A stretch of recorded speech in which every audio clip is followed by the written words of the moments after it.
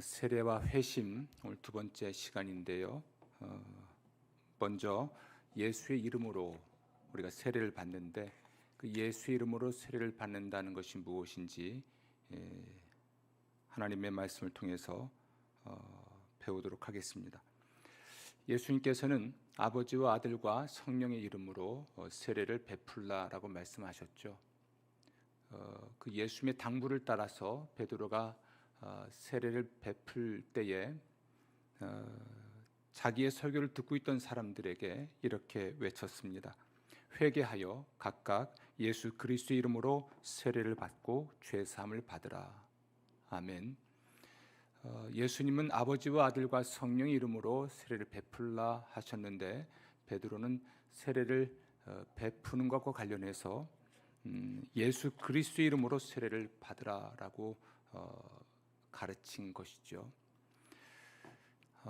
그러면 이 아버지와 아들과 성령의 이름으로 세례를 베푼다는 것, 혹은 예수의 이름으로 세례를 받는다는 것, 혹은 베푼다는 것과 관련해서 그 이름으로 세례를 받는다는 게 무엇인지 우리는 좀 생각을 해봐야 합니다.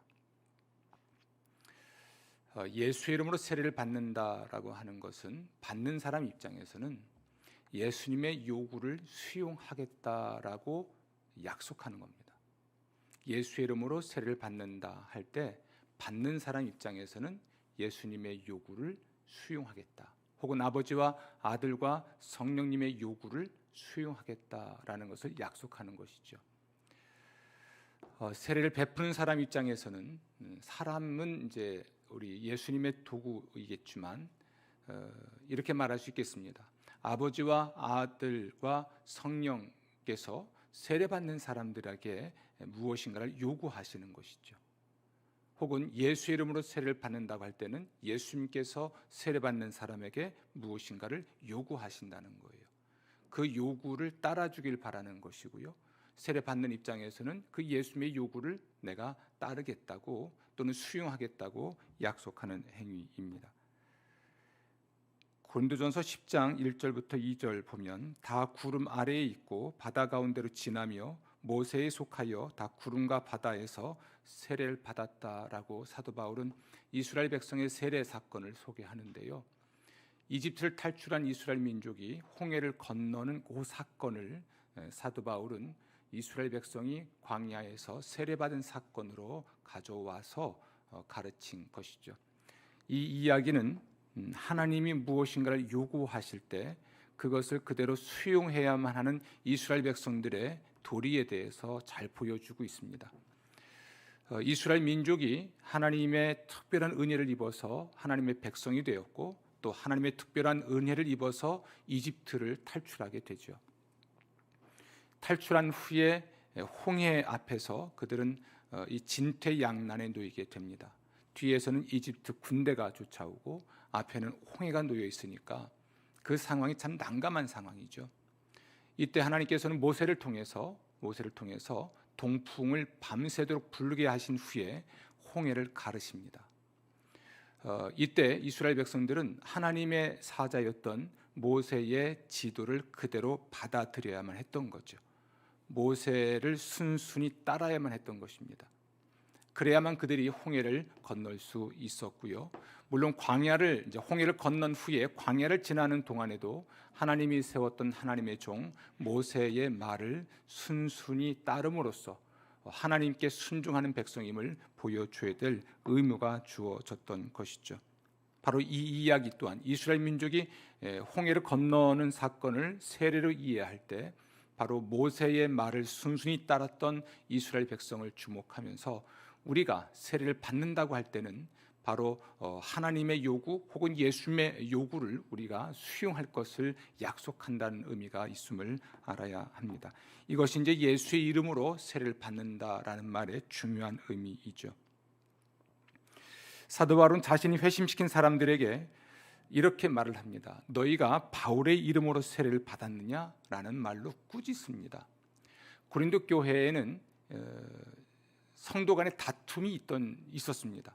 어떤 사람은 나는 바울에게 속한 자다, 어떤 사람은 나는 게바 베드로에게 속한 자다, 또 어떤 사람은 나는 아볼로에게 속한 자다 이렇게 하면서 서로 팔을 지었어요. 그러니까 어떤 사람은 또 나는 뭐 베드로 파도 아니고 바울 파도 아니고 아볼로 파도 아니고 나는 예수파야, 내가 정통이야, 또 이런 사람이 나서기도 했죠.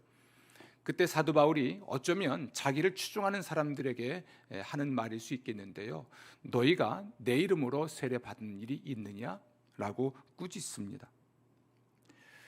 이런 얘기입니다. 나 바울이 너희의 죄를 담당했느냐? 나 바울이 너희의 죄를 대신하여 십자가에 못 박혀 죽었느냐? 나 바울이 그 죽은 후에 사흘 만에 살아났느냐? 아니다.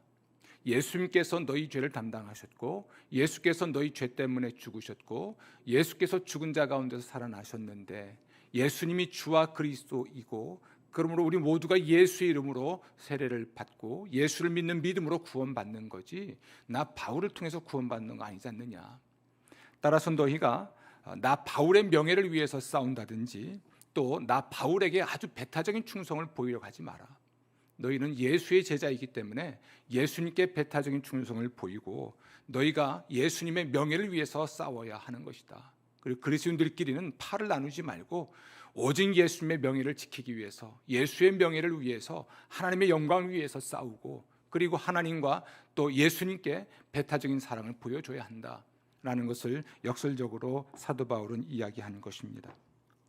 그렇다면 우리가 예수의 이름으로 세례를 받았다라고 할 때에 세례 받은 사람으로서 정말 싸워야 할 것은 세례를 받을 수 있도록 은혜를 베푸신 하나님의 명예를 지키기 위해 싸우고, 또 우리를 구원하기 위해 자기 목숨을 버리신 예수님의 명예를 지키기 위해서 싸우는 의무가 부여되는 것이죠. 그리고 하나님과 그의 아들 예수 그리스도를 배타적으로 사랑하는 사람이 되어야 합니다. 이 배타적으로 사랑한다는 것은 예수님과 경쟁할 수 있는 어떤 존재도 없어야 한다는 이야기입니다. 예수님만 사랑한다는 말보다 훨씬 더 강력한 표현이 배타적으로 예수님을 사랑해야 한다는 것이죠. 이 관계를 잘 설명할 수 있는 것은 아마 부부간의 사랑이 아닌가 싶어요. 남편은 자기 아내를 배타적으로 사랑해야죠. 비교하고 상대적으로 사랑하는 대상은 아닙니다. 아내는 자기 남편을 배타적으로 사랑해야죠. 이 배타적 사랑이 결여될 때 우리는 그 관계가 얼마나 허술하고 또 얼마나 위험한지를 알 수가 있는 것입니다. 우리가 예수 이름으로 세례를 받았다라고 할 때에는 결국 이렇게 예수님을, 그리고 그 예수를 통해서 우리를 구원하시는 하나님을 배타적으로 사랑해야만 하는 책임이 주어지는 것입니다. 바로 이러한 점을 잘 보여주는 것이 아마 요한복음 10장에 나와 있는 양과 목자의 비유가 아닌가 싶습니다. 요한복음 10장에서 예수님은 자기 자신을 목자로 소개하시죠. 그리고 자기를 따르는 사람들을 양으로 소개하십니다. 그러면서 이 목자는, 정말 선한 목자는 자기 양보다 앞서가고요, 자기 양에게 풀을 먹이고요, 그 양을 보호하는데 그 양을 위해서 자기 목숨을 바칠 만큼 헌신하는 존재입니다. 양은 바로 그러한 목자의 음성을 들어야 되는데 자기 목자만의 음성을 들었던 양들처럼 바로 그 양은 자기의 목자의 음성을 듣고 자기 목자만을 따르고 그 자기 목자가 이끄는 대로 따라가야만 하는 것이죠. 만약 이 양에게 다른 목자가 있다면 이 양은 갈팡질팡하고 그리고 위험에 놓이게 될 겁니다. 이 양과 목자의 이 비유에 나와 있는 대로 예수 이름으로 세례를 받은 사람은 오직 예수의 음성만 듣고 그리고 오직 예수님의 뜻을 따르고 오직 예수님께 순종하여야 될 책임감이 주어지는 것이죠. 우리의 선한 목자로서의 예수님의 역할을 보통 좀 세 가지로 소개하곤 하는데요. 성경은 첫 번째가 선지자로서의 역할이고, 두 번째가 제사장으로서의 역할이고, 세 번째가 왕으로서의 역할입니다. 선지자로서 예수님은 생명에 이르는 길을 알려주죠. 구약의 선지자들도 그랬습니다. 하나님의 백성들이 살 길을 하나님께 받아서 전하는 자가 선지자였듯이 예수님도 생명에 이르는 길을 알려주시는 분입니다. 그런 의미에서 예수님은 선지자이셨죠. 그러면 예수님을 목자로 삼는 양은 어찌 해야 됩니까? 예수의 말씀을 따를 때 생명을 얻는 거죠. 예수의 음성을 들을 때 예수의 음성에 순종할 때 생명을 얻을 수 있는 거죠. 또 우리의 선한 목자로서 이 예수님의 역할 중에 또 하나가 제사장인데요. 본래 제사장은 하나님과 사람 사이에 서서 그 사람들을 대신하여 하나님께 제사를 드림으로써 이 사람과 하나님이 교제하도록 해주는 그러한 역할을 했던 사람이 제사장이죠. 예수님께서는 우리 사람들이 하나님을 아버지로, 그리고 그 아버지로서 함께, 우리는 그의 자녀로서 함께 교제할 수 있게 하기 위해서 자기 자신을 제물로 바치신 분입니다. 그런데 그 예수님은 지금도 살아계시면서 인류를, 또 하나님의 백성들이 하나님과 교제할 수 있도록 끊임없이 우리를 위해 중보하고 계십니다. 마치 이 땅에 계시면서 자기 목숨을 버려 인류를 구원하신 것처럼 그만큼 헌신적으로 자기 백성을 사랑하시고 자기 백성을 어떤 많은 위험에서 구원해 내시는 분이죠. 물론 그것은 죄에서의 구원도 포함할 것입니다. 그리고 죄를 짓게 하는 사단으로부터의 구원도 포함하겠죠. 우리의 삶을 곤고하게 만드는 모든 병으로부터 구원하는 은혜도 포함하겠죠. 구원하시는 이 일, 바로 이 일을 하신 분이 예수 그리스도신데, 그분은 지금도 살아계시고 또 변함없이 우리를 구원하시는 분입니다. 따라서 그의 양이 된 우리는 그 예수 그리스도를 신뢰하는 거죠. 그 예수 그리스도의 구원을 신뢰합니다. 그 예수 그리스도의 희생적 구원을 신뢰합니다. 변함없이 우리를 사랑하시고 우리를 위해서 목숨을 내 던지시는 그러한 예수님이신 것이죠. 그분을 신뢰할 때 양으로서 우리가 제일 안전한데요. 그렇습니다. 예수의 음성을 듣고 예수를 따를 뿐 아니라 예수가 어디로 인도하든지 간에 따라갈 때 가장 안전하고 평안할 수 있는 것이죠. 세 번째로 우리의 선한 목자로서 예수님은 또한 왕과 같은 역할을 합니다. 이것은 어쩌면 목자로서의 그 양들을 이끌어가는 그 목자의 모습을 보여주는데, 아마 이 점은 모든 악으로부터 보호하는 목자의 모습인 듯합니다. 자기 지팡이와 막대기로 양을 보호하는, 그리고 양을 보호하기 위해서, 들짐승으로부터 보호하기 위해서 자기 목숨을 던져 싸우는 그러한 모습이기도 하죠. 따라서 그의 양이 된 우리 모든 그리스도인들은, 세례받은 사람들은 그 예수께서 이끄시는 대로 따라갈 뿐 아니라 그분께서 우리의 모든 걸, 모든 환경에서, 모든 악에서 우리를 구원하심을 믿고 또 돌보심을 믿고 그분을 의지하며 살아가야 하는 것이겠죠. 특별히 우리가 그분이 뭘 말씀하시든지 간에 순종하며 살아가는 삶, 이것이 선한 목자와 양의 비유에 나와 있는 모습이 아닌가 싶습니다. 이와 같이 예수님께서 우리를 구원하시고 또 우리의 선한 목자로서 최선을 다하시는 그 역할을 선지자, 제사장, 왕의 모습으로 성경 표현해 놨는데, 그러면 우리는 그 예수님을 순종하고 예수님을 신뢰하고 예수님을 의지하고 살아가야 될 책임이 있는 것입니다. 우리가 예수 이름으로 세례를 받았다고 할 때는 이런 개인적 차원에서 예수님에게 순종하는, 예수님의 요구를 그대로 수용하는 그런 측면이 분명히 있지만, 또 이 예수 이름으로 세례를 받는다고 하는 것은 사회적 차원도 있습니다. 예수님께서는 우리 죄에서 구원하셔서 그냥 홀로 있게 하신 것이 아니라 그분의 양떼의 한 무리가 되게 하시는 분입니다.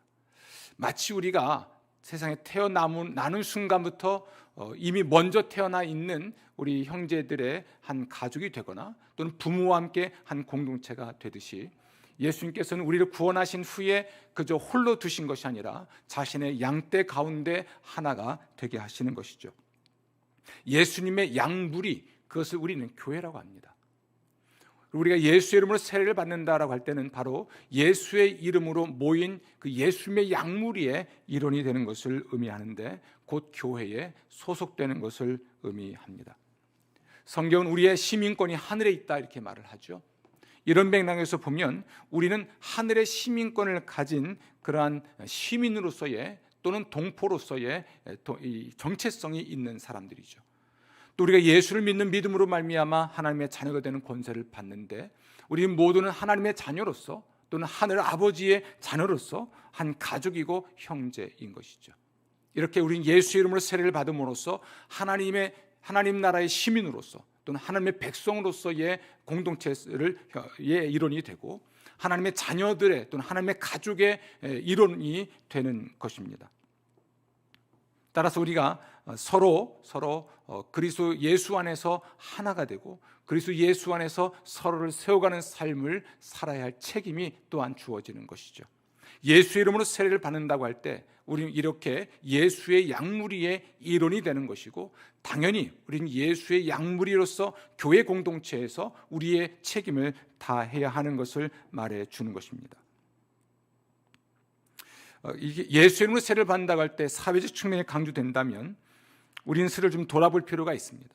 어떤 점을 돌아보냐면 신자들을 멀리하는 것, 혹은 친하게 지내지 않거나 교회에서의 책임을 다하지 않고 독단적으로 자기 신앙생활을 하는 것, 이것은 성찬의 의미마저도 완전히 무너뜨린 행위가 될 것입니다. 어떤 분은 이런 생각을 하고 성찬에 참여하지 않는 분이 있더라고요. 고린도 전서를 보면 합당치 못하게 이걸 먹고 마시는 자들에게 사도 바울이 경고를 합니다. 그러니까 분별하지 못하고 합당치 못하게 성찬에 참여하는 행위를 꾸짖고 있는데요. 어떤 분이 그런 실제 우리 교회 안에서 있었던 분인데 이제 그분에게 질문을 해봤습니다. 집사님 왜 세례에 성찬에 참여하지 않습니까? 그랬더니 마음에 좀 미워하는 사람이 있어서 성찬 참여가 좀 어렵습니다. 이런 분이 있었어요. 그럼 마음에 미움이 있으면 성찬 참여하면 안 되나요? 그랬더니 그렇게 배웠다는 겁니다. 그 근거는 무엇입니까? 그랬더니 방금 말씀드렸던 고린도전서를 이야기하는 겁니다. 그래서 고린도전서를 잘 한번 읽어보십시오. 이 고린도 교회는 오늘날로 하는 이런 성찬식, 포도주 잔 조금 넣고 떡 해서 찍어 먹던 게 아니라 그냥 식사였거든요. 그 식사 자리에 와서 함께 음식을 먹고 나누는 것이었습니다. 근데 어떤 사람은 먼저 와가지고 왕창 혼자 다 먹어버린 겁니다. 그래서 다른 사람들이 참 먹을 수 없게 만드는 것이죠. 또는 그 자기들끼리만 뭉쳐서 먹어버린 것이죠, 음식을. 그러다 보니까 다른 사람은 소외돼 버리는 사람도 있었고요. 늦게 왔거나 또는 낯설거나 이런 사람들은 성찬에 참여할 수 없게 되었던 거예요. 그래서 그러지 말라는 겁니다. 그러지 말고 좀 기다렸다가 같이 성찬 함께 음식을 먹도록 해야 되지 않겠느냐, 그런 측면을 이제 지적하기 위해서 합당치 못하게 먹고 마시는 것을 경고한 것이거든요. 근데 그걸 가지고 어떻게 해석했는지 모르지만 마음에 미움이 있으면 참여하지 않아도 된다라든지, 그렇지 않습니다. 성찬에 참여하지 않는다는 것은 공동체성을 깨트리는 겁니다. 일방적으로. 우리 주일마다 성찬을 나누고 있지 않습니까? 그러면 우리가 심지어 앞에 나와서 성찬을 참여할 수 없는 사람에게까지 우리가 직접 찾아가서 성찬에 참여하도록 하는데, 이 성찬에 참여하지 않음으로써 대단히 고고한 척하거나 혹은 대단히 뭔가 자기가 심령이 불편해서 참여하지 않는 것이 겸손한 것이라고 생각하는데 그건 잘못된 겁니다. 오히려 성찬에 참여하면서 회개하고 우리가 예수 안에서 한 몸이고 하나님의 한 백성이고 한 가족임에 대해서 다시 한번 회복하는 것이 중요하죠. 이건 이거 같아요. 엄마한테 혼났든지 아니면 형하고 싸웠든지 밥 먹어 그랬더니 안 먹어, 먹으라니까 안 먹는다니까 이러면서 이제 끝까지 밥을 먹지 않는 아주 못된 아들과 똑같은 거죠. 그냥 화가 났어도 이제 와서 같이 밥을 먹으면 그게 식구죠. 식구.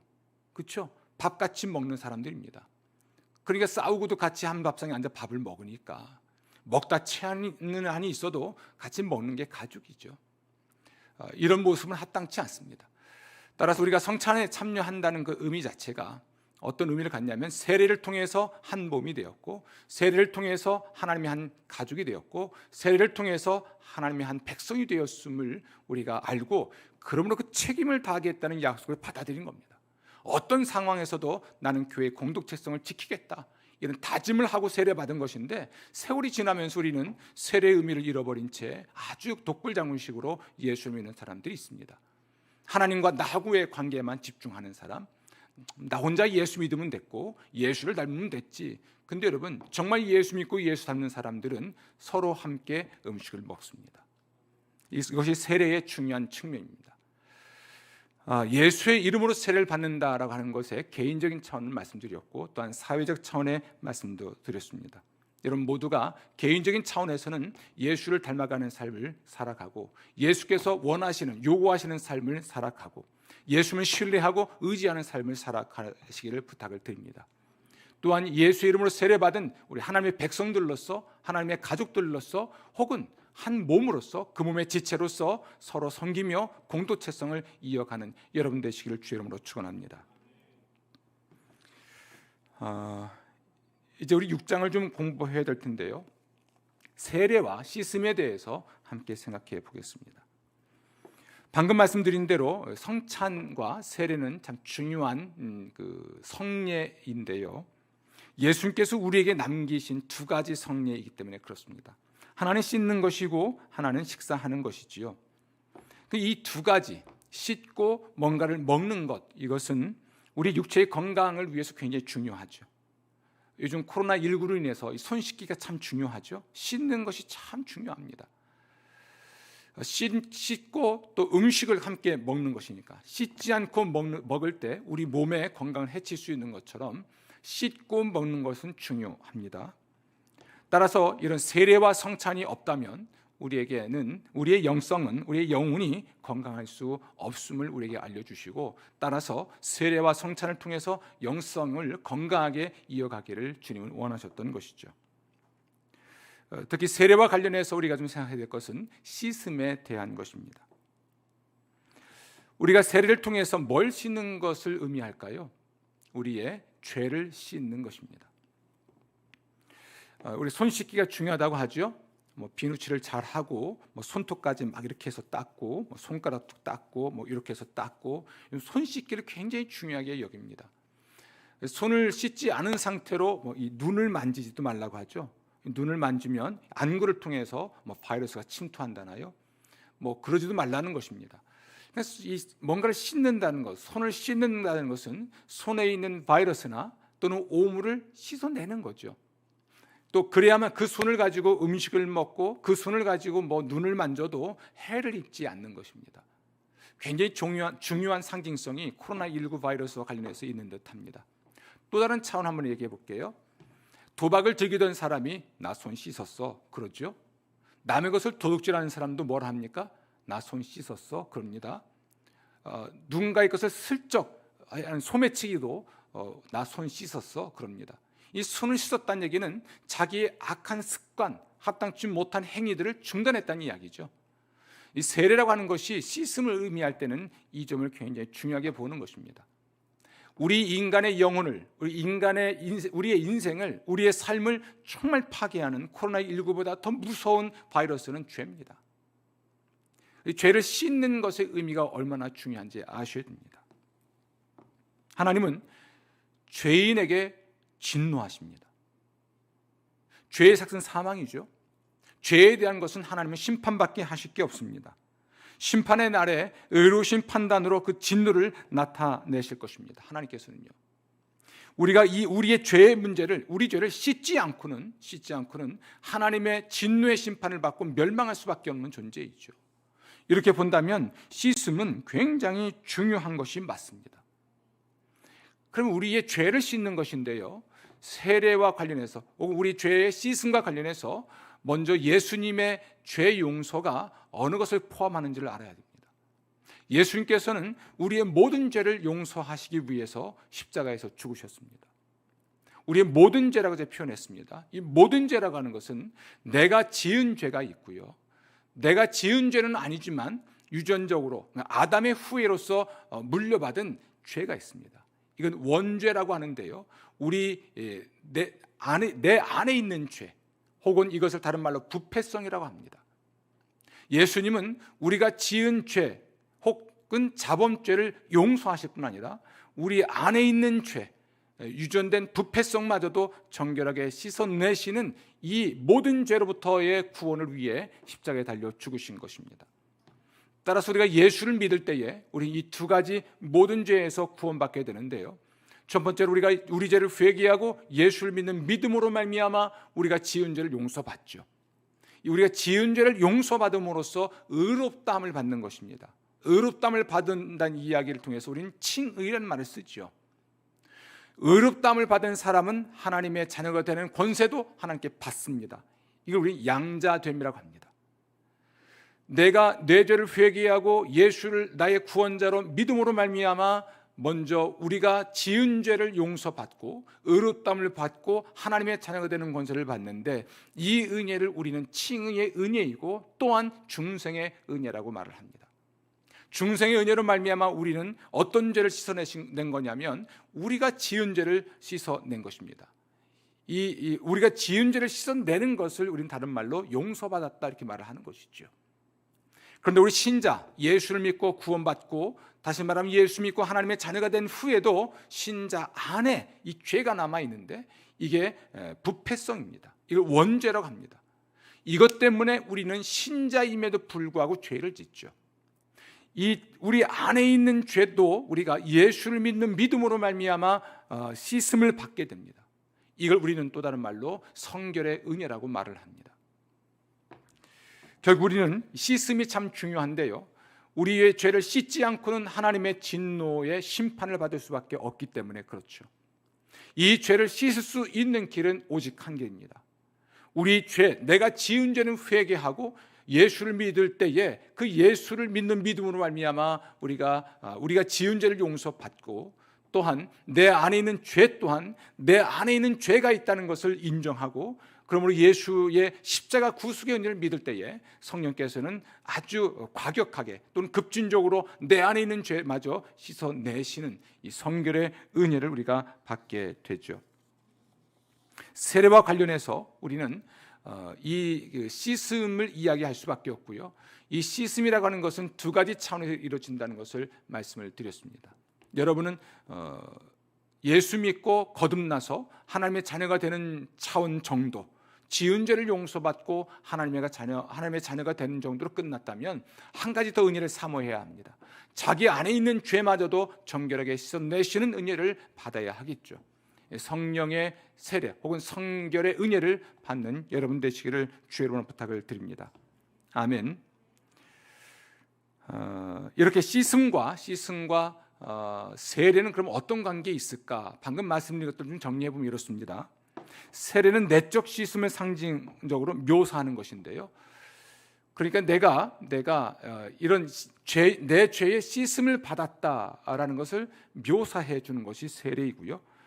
또 나의 죄를 또는 모든 사람들이 자기 죄를 회개하고 씻음 받을 수 있는, 하나님께서는 이 씻음을 통해서 우리의 모든 죄를 정결케 하신다는 약속의 의미도 담겨 있고요.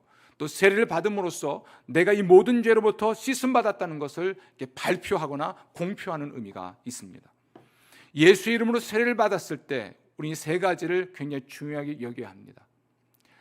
그러니까 세례의 의미가 뭔지를 묘사하는 것이죠. 씻어낸다는 것을 묘사하고, 그리고 하나님께서는 나의 모든 죄를 씻어내신다는 약속을 또한 드러내는 것이고, 또 많은 사람 앞에서 나는 그러므로 죄 씻음 받은 자라는 것을 공표하게 되는 것이니까 참 중요한 사건이 아닐 수가 없습니다. 여러분, 여쭤보겠습니다. 여러분, 세례받은 사람으로서 이 죄의 문제를 심각하게 생각하고 여전히 예수 이름으로 씻음 받고 계신지요? 내 안에 있는 죄는 물론이고 우리가 살아가면서 많은 경우에 죄를 짓고 사는데 이 죄와 상관이 없는 듯이 살아가는 사람이 있습니다. 그러니까 죄를 안 지은 것처럼 처신한다든지 또는 죄를 짓지 않을 것처럼 처신한다든지 이런 사람들이 있는데 큰 오류입니다. 우리의 모든 죄를 용서받기 위해서 예수 십자가 구속의 은혜를 끝까지 신뢰하고 항상 신뢰하는 여러분 되시길 부탁을 드립니다. 그러므로 성령께서 내 죄를 드러내시면 즉각적으로 주 앞에 회개하고 또 예수의 구속의 은혜를 믿는다고 고백해서 용서받고 그 죄로부터 자유함을 누리고 자유한 백성답게 주님을 찬양하며 살아가시기를 주의 이름으로 축원합니다. 어떤 사람이 죄의 문제를 해결하지 않고 그냥 끌어안고 사는 사람이 있습니다. 자기 죄의 문제는 해결해야 돼요. 회개하고 예수를 믿음으로 이걸 해결해야 됩니다. 해결할 수 있는 길이 있는데, 방법이 있는데 그냥 끌어안고 살아가는 것이죠. 그런 사람이 죄책감에 시달리고, 그런 사람이 또 열등감에 시달리고, 그런 사람이 자기의 죄를 다른 사람에게 투사해서 사람을 괴롭히는 경우가 너무나 많이 있죠. 우리는 예수 이름으로 죄 사함 받고 자유할 수 있는 은혜를 입을 수 있는 사람들이니까 이 은혜를 누리는 여러분 되시기를 주 이름으로 축원합니다. 7장인데요. 이제 세례와 그리스도의 연합에 대해서 좀 생각해 보겠습니다. 기독교는 도덕을 실천하거나 또는 교회를 유지하는 것 그 이상입니다. 기독교는 하나님과 사람과 사물과의 새로운 관계를 형성하는 새로운 삶이에요. 하나님과 사람과 사물과 새로운 관계를 형성하는 것이죠. 이 사물을 이렇게 말하면 더 좋은 것 같습니다. 하나님과 그리고 사람과 자연과 새로운 관계를 형성하는 것, 그것이 기독교의 핵심입니다. 근데 이 모든 관계의 근원, 그 근원에서 근원이 있는데 그것은 바로 그리스도와의 연합입니다. 이 연합, 예수님과의 연합, 우리가 세례를 받음으로써 예수님과 연합하였음을 보여주곤 하는데요, 이 연합에 어떤 의미가 있을지. 이 연합에는 두 가지 측면이 있습니다. 하나는 예수님의 인격과 관련된 것인데 바로 그분의 제자가 되는 것입니다. 히브리서 13장 8절입니다. 예수 그리스도는 어제나 오늘이나 영원토록 동일하시니라. 아멘. 예수님은 지금도 살아 계시죠. 죽으셨으나 살아나셨고 살아 계십니다.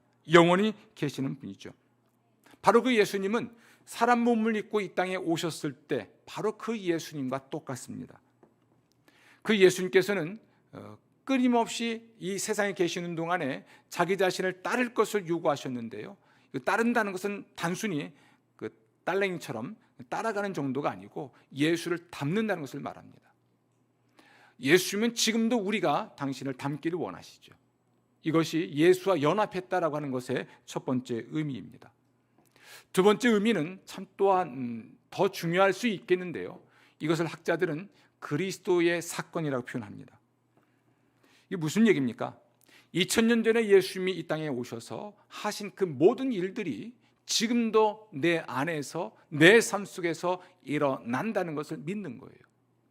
예수와 연합했다고 하는 것은 단지 예수를 닮는 것 이상으로 예수가 이 세상에 계시는 동안에 하셨던 그 일, 물론 십자가 사건으로 완성하신 우리를 우리 죄에서 구원하시는 그 사건이 늘 일어날 뿐 아니라 예수 그리스도가 이 땅에 계시면서 병자를 고치고 귀신을 쫓아내시고 하나님 나라의 복음을 가르치셨던 것처럼 지금도 그분이 나를 가르치시고, 지금도 그분이 내 병 고치시고, 지금도 그분이 귀신을 쫓아내시고, 아멘. 물론 죄에서도 구원하시지만 우리를 우리의 병과 악의 세력에서 구원하시는 이 사건이 지금 현재 내 삶의 자리에서도 일어나는 것을 의미합니다.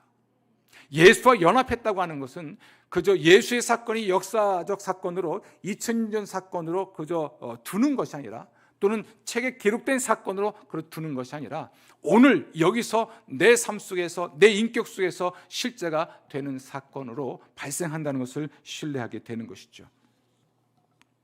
아멘. 아멘. 이것을 강력하게 보여주는 것이 세례입니다. 우리가 세례를 받음으로써 누구와 연합함을 보여줍니까? 예수와 연합함을 보여주는 거예요. 예수님과 연합은 두 가지 측면이 있다고 했습니다. 하나는 예수님의 인격과 관련된 것인데 그분의 인격을 닮는 것, 혹은 예수의 제자가 되는 것입니다. 그러나 좀 더 중요한 의미가 있는데 그것은 예수 그리스도의 사건인데요, 2000년 전에 있었던 그 사건이 바로 오늘 여기서 내 인격과 내 삶 속에서 일어나게 된다는 것을 의미하는 거예요. 그렇다면 오늘날 우리가 세례받은 사람으로서, 예수와 연합한 사람으로서 이런 삶의 역동성을 경험하는 것은 참 중요한 것이겠죠. 우리가 예수를 닮는 것, 예수의 인격을 닮는 것, 예수의 제자가 되어서 예수님이 맡긴 사명을 감당하는 것 참 중요하고요, 또한 그 예수로 말미암아 내가 오늘 내 삶 속에서 하나님의 구원을 경험하고 하나님의 지혜와 지식과 명철을 받고 그 삶을 누릴 수 있다는 것이 얼마나 놀라운 것입니까? 이렇게 본다면 예수의 구원은 전인구원이죠. 우리의 모든 것을 구원하시는 은혜입니다. 우리의 죄를, 우리의 영혼을 우리의 죄에서 구원하실 뿐 아니라 우리 몸을 우리 병에서 구원하시는 것, 이것을 우리는 신유, 디바인 힐링이라고 하죠. 우리를 우리의 모든 죄에서 구원하시는 은혜가 중생과 성결이라면, 우리를 우리의 병에서 구원하시는, 몸과 마음의 병에서 구원하시는 은혜를 신유라고 합니다. 그리고 인간의 연약성과 제한성마저도 다 사라지고 그 모든 것으로부터 온전히 구원받는 그 날이 예수님 다시 오시는 그 날인데, 그것을 우리는 영화의 은혜라고 하죠. 이게 예수로 말미암아 하나님의 구원의 역사는 오늘도 계속되는 것이니까 그 은혜를 믿고 예수 앞에 나가 은혜를 구하는 여러분 되시기를 주의 이름으로 축원합니다. 아멘, 아멘. 오늘 시간으로는 마지막인데요. 오늘은 이제 8장 세례와 성령 이야기를 좀 하고 오늘 이야기를 마무리하겠습니다. 예수님이 공적 사역을 시작하시기 전에 세례 요한이 말하기를, 나는 너에게 물로 세례를 베풀었지만 예수님이 오시면 성령으로 세례를 베풀 것이라고 말씀하셨습니다. 그런데 예수님은 또 하늘로 승천하시면서 제자들에게 말씀하시기를, 요한은 물로 세례를 베풀었지만 너희는 몇 날이 못 되어서 성령으로 세례를 받을 것이라고 말씀하십니다. 자, 요한은 물로 세례를 베풀었습니다. 그러면 예수의 제자들은 누구한테 성령으로 세례를 받습니까? 논리적으로 이렇습니다. 예수님께서 아버지께 성령을 받아서 그의 제자들에게 주시는 것이죠. 따라서 예수님은 성령으로 세례를 베푸는 분이었습니다. 그런데 예수님께서 말씀하신 그 성령 세례가 언제 있었냐면 오순절에 있었습니다.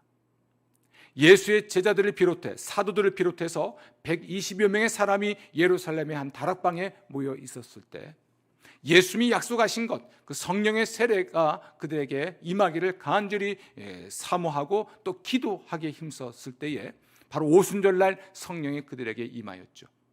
성령이 오실 때에 급하고 강한 바람 같은 소리가 그들이 모인 곳에서 들렸고요.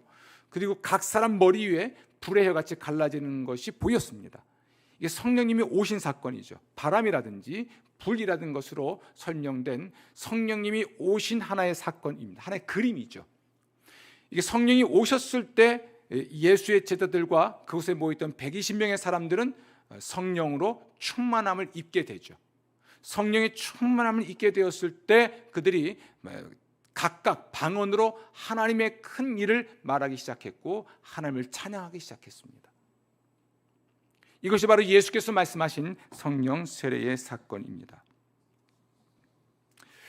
바로 이 은혜, 우리가 물로 세례를 받았을 때에 이 물 세례가 우리에게 또 하나 약속하고 또 하나 기대하게 하는 것은 성령 세례를 받는 사건이에요. 오순절날 성령이 임했을 때 그것이 의미하는 바는 예수의 제자들이 권능을 받는 것이었습니다. 그래서 예수님도 승천하시면서 말씀하시기를, 너희가 위로부터 능력을 입을 때까지, 덧입을 때까지 이곳을 떠나지 말라 그랬거든요. 또 1장 8절, 사도행전 1장 8절에서도 성령이 임하면 너희가 권능 받고 내 증인 되게 되리라고 말씀하셨습니다. 예수의 제자들이 예수의 증인으로 살아갈 수 있는 능력, 권능, 또 예수님이 하신 일들을 이 세상에서 대행할 수 있는 그 능력을 받은 사건이 오순절날 성령 사건이고 성령 세례 사건입니다. 우리가 물로 세례를 받았다는 것, 다시 말하면 내 죄를 회개하고 예수를 나의 구주로 믿어서 내가 지은 죄 용서받고 하나님의 자녀가 될 뿐 아니라 이제 신자들이 다시 주 안에서 하늘의 권능을 입는 이 일이 바로 성령 세례입니다.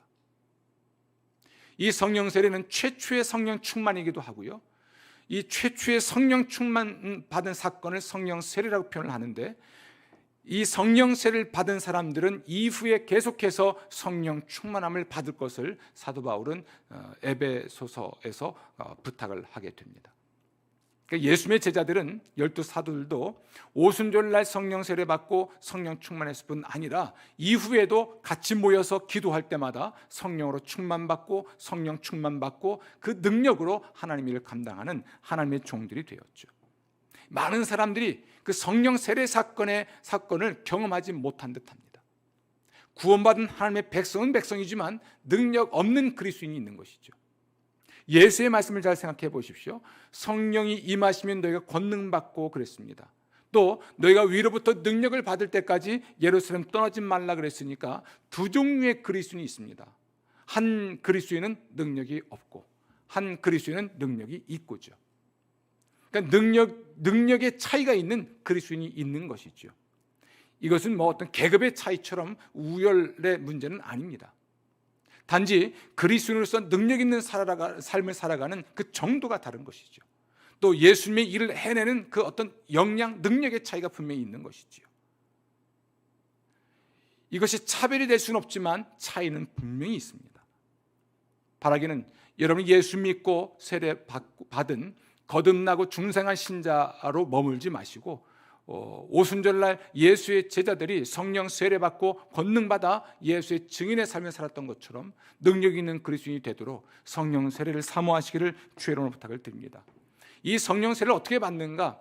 예루살렘 교회 성도들은 단순했습니다. 성령 세례가 있다는 것을 알았고 성령 세례 받는 것을 믿었고요. 그러므로 성령 세례 받기를 사모했죠. 그래서 그들은 함께 모였고 한 마음이 되었고 그리고 기도하는데 전심을 쏟았습니다. 기도에 헌신했죠.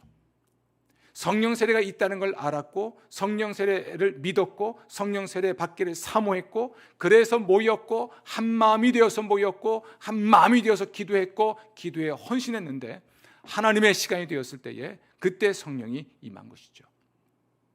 더 많이 기도하고 더 많이 예배할 때 우리가 성령의 세례를 받을 뿐 아니라 성령 충만한 삶을 살게 될 줄로 믿습니다.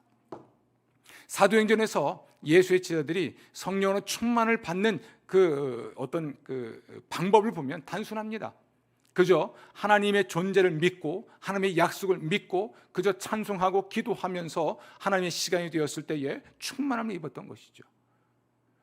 우리가 예수 믿고 구원받은 하나님의 자녀로서만 존재할 일이 아니라 예수 믿는 사람답게 예수의 제자답게 예수님이 맡기신 사명도 감당하고 예수님 말씀하신 말씀에 순종도 하며 살아가는 참된 예수의 제자가 되기 위해서 필요한 것이 성령 세례이고 그리고 성령 충만임을 안다면 우리에게 지금 뭐가 부족한지를 알아야 할 것입니다. 좀 안타까운 것은 코로나19로 인해서 함께 모이기가 어렵거나 아예 모임 자체를 중단하는 일들이 많다는 것이죠. 지금 이 시간 우리가 온라인으로 예배를 드리고 있는데 참 아쉬움 많습니다. 이 과학이 발달해서 지금 한 사람이 말하고 이 시간에 여러 사람이 함께 듣고 있는 비록 같은 공간에는 없지만 의미적으로 보면 같은 시간에 한 공동체를 형성하고 있는 것인데요. 이 또한 위대한 사건인 줄로 믿습니다. 이 시간 우리가 함께 기도할 때 지금 예배당에서는 몇몇이 모여서 이 예배를 드리고 있지만 실제로 각 가정마다 더 많은 사람이 예배를 드림으로써 이 시간만큼 한 공동체가 형성되는 것이죠. 네트워크가 형성되는 것이고 마음을 다해서 함께 찬양하고 기도할 때 같은 은혜가 임할 줄로 믿습니다. 바라기는 오프라인 상태에서 코로나19가 빨리 종식돼서 모여서 좀 같은 공간에서 얼굴을 보면서 함께 더 뜨겁게 찬양할 때에 하나님의 은혜를 더 많이 경험하게 될 터인데 우리가 각자 예배를 드림으로써 공동체성을 잃어버리지 않도록 제가 세례와 성찬 말씀드렸듯이 예수의 이름으로 세례받는 것이 무엇인지를 말씀드렸듯이 세례와 성령을 말씀드리면서 역시 강조되는 것은 공동체입니다. 함께 기도하고 함께 찬양하고 함께 예배하고 함께 은혜 받고 함께 성령 충만해서 하나님의 일을 이루는 것이 참 중요한 것이죠.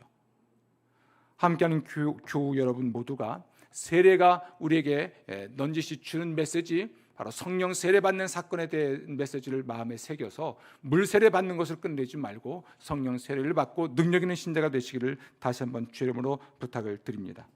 아멘. 기도하겠습니다. 하나님 오늘 저희들에게 세례와 또 관련된 다양한 주제를 말씀하시니 감사합니다. 우리가 예수의 이름으로 세례를 받은 하나님의 사람들이라서 감사합니다. 또 예수의 이름으로 세례 받은 자답게 우리가 말하고 처신할 수 있도록 도와주옵소서. 우리가 예수의 이름으로 세례 받았을 때 우리가 우리 모든 죄에서 씻음 받는 은혜가 있음을 알게 하시니 감사합니다.